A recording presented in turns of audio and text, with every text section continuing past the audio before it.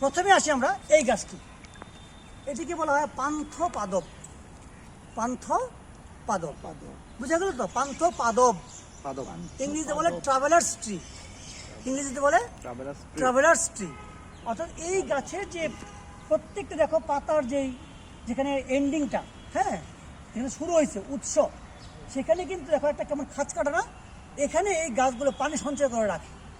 এই জন্য মরুভূমিতে বা যেখানে পানির সংকট থাকে সেখানে এই গাছটা কেটে দিলে প্রচুর পানি চলে আসে। এই জন্য এটাকে বলা হয় ট্রাভেলার্স ট্রি।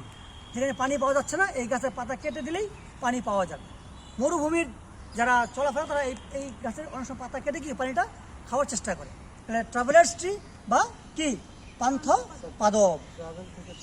হ্যাঁ, ট্রাভেল থেকে ওই যে পান্থ পাদব, তাই না? আচ্ছা, আর এটির বৈজ্ঞানিক নাম হচ্ছে রেভেনেলা মাদাগাস্কারিয়েন্সিস। মাদাগাস্কারিয়েন্সিস, রেভেনেলা মাদাগাস্কারিয়েন্সিস। আচ্ছা, যে মাদাগাস্কার এই নামটা কিন্তু এই উদ্ভিদের সঙ্গে আছে। এটা কিন্তু ইন্ডিকেশন করছে দক্ষিণ আফ্রিকার একটি দ্বীপ দেশকে, যেটা কোথায় অবস্থিত? ইন্ডিয়ান ওশানে অবস্থিত। সেই দেশে এই গাছটা বেশি পাওয়া যায় বিধায় ওই গাছের ওই স্থানের নামটা গাছের পিছনে কি দেওয়া আছে, রেভেনেলা মাদাগাস্কারিয়েন্সিস। পাশে রয়েছে গুলে আচিন বা গুলাচি। ওই দেখো সাদা সাদা ফুল আছে।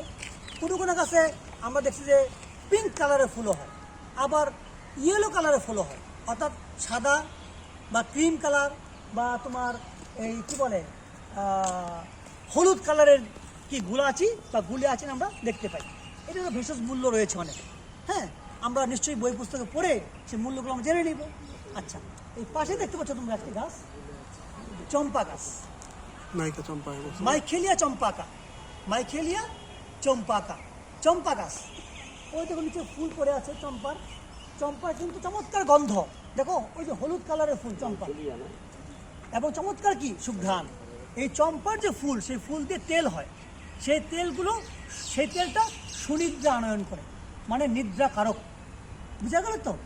তাহলে আমরা তিনটা গাছ দেখতে পেলাম এই কম্পাউন্ডে, পান্থপাদব, গুলাচি আর কি চম্পা।